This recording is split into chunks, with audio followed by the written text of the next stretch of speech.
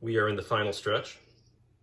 Here is, if you can see it, a piece of wire that I bent, just electrical wire, solid core copper wire, that I bent into this shape, which will fit around the lab here, if I'm very lucky. And you string this through here. Go. I've got to be able to see it.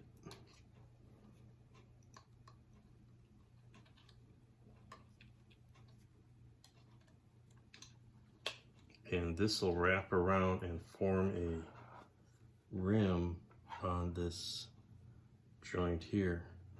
So it will form a sort of a seal between the lab and the tent airlock. Something like that.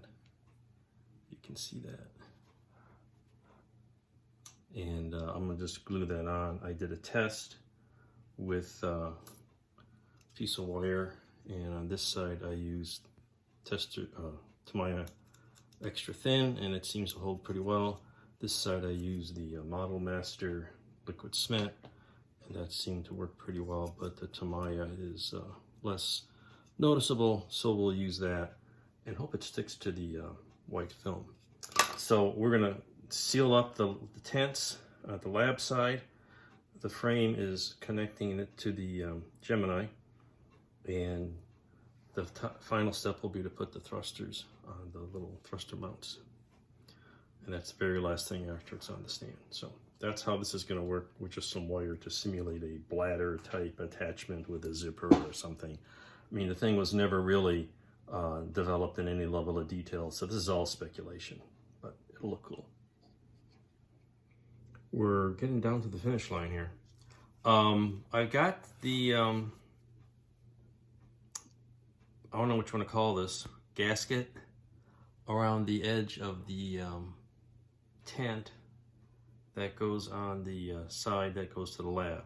The idea is on the Gemini side there's a solid frame, because this tent comes on here, stowed and inflates, and the guy has to go do an EVA to attach it to the lab side. So there's sort of a wire, just use piece of wire, wrap it around here and glued it down, and it goes around all the edges. And I tried starting just using one wire, but that didn't work, so I did it in sections. So there's a couple of joints here, and I'm gonna kind of fill them with this clear glue, canopy glue, and then to touch up with paint. So it's pretty good. I got the clear see-through tent on this side. I'm gonna touch up that a little bit, and you can see I got a little zigzag there, and put the thrusters on the end, mounted on the base, and just about wrapped up. So that's where we are. It's done. I finished the final sections of the wire gasket that's around the tunnels. Touched up some of the joints with a little glue and paint. I used the white canopy glue. It's nice and thick, and it dries and makes a nice little, almost a filler. And touched up a couple of paint spots, and added the little thrusters on the back, which I stole from a Chinese Shenzhou kit that was left over that I modified.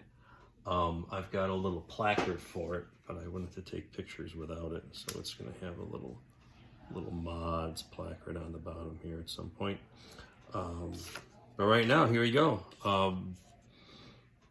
There's flaws in the modeling with some glue globs and paint scratches. I got the paint scratched up a little bit handling it.